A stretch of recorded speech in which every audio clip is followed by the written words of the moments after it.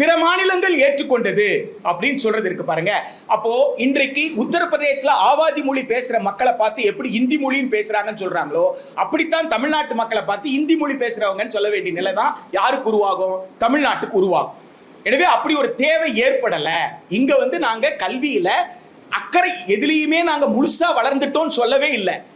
ஆனால் நூற்றாண்டு காலமாக சிறுக சிறுக கொஞ்சம் கொஞ்சமா முன்னேறி வந்திருக்கோம். மற்ற மாநிலங்கள்லாம் சிந்திக்காத போது கர்ம வீரர் காமராஜர் 3 கிலோமீட்டருக்கு ஒரு பள்ளிக்கூடம் திறந்தாரே. தந்தை பெரியார் எதை சிந்தித்தாரோ, எதை செயல்படுத்தணும்னு நினைச்சாரோ அதை கர்ம வீரர் காமராஜர் செய்ய தொடங்கினாரே. அதற்கு அடுத்தபடியாக வந்த திமுகவும் அண்ணா திமுகவும் கல்வியை பொறுத்த வரைக்கும் மாவட்டத்திற்கு ஒரு மருத்துவ கல்லூரி, மாவட்டத்திற்கு ஒரு கலை அறிவியல் கல்லூரி என்கின்ற வகையில் முன்னேறி இருக்குது. இதுதான் மற்ற மாநிலத்திற்கும் தமிழ்நாட்டுக்கு இருக்கக்கூடிய வித்தியாசம். மற்ற மாநிலங்கள் எல்லாம் +2 இன்ட்ரடியூஸ் பண்ணும்பொழுது ஜூனியர் காலேஜ் இன்ட்ரடியூஸ் பண்ணாங்க. சில இடங்கள்ல இன்டர்மீடியட் காலேஜ் தனியா வச்சாங்க.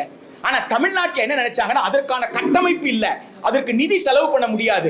எனவே பள்ளிக்கூடத்தில் வச்ச ஹை ஸ்கூல் எல்லாம் ஹையர் செகண்டரி ஸ்கூல் ஆக்கிடலாம் அப்படின்னு சொல்லி எந்தெந்த high school higher secondary school ஆக்க முடியுமோ அப்படி 8 கிலோமீட்டருக்கு ஒரு ஹையர் செகண்டரி ஸ்கூல்.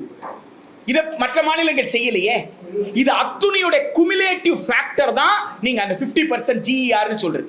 50% GER சும்மா அச்சீவ் பண்ணிடல, பல ஃபேக்டர்ஸ் இருந்தது.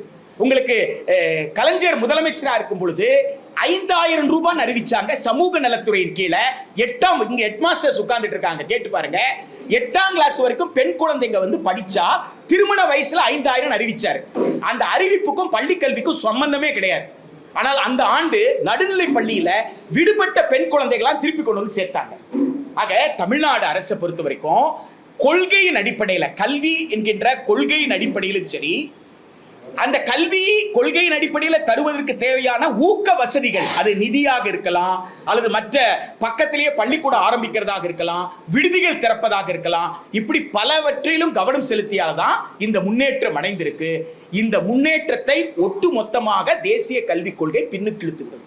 அது ஒரு குறிப்பிட்ட கூறு மட்டுமல்ல, ஒட்டு மொத்தமாக பின்னுக்கு இழுத்துவிடும் என்பதால் தேசிய கல்விக் கொள்கை 2020 ஏற்க இயலாது.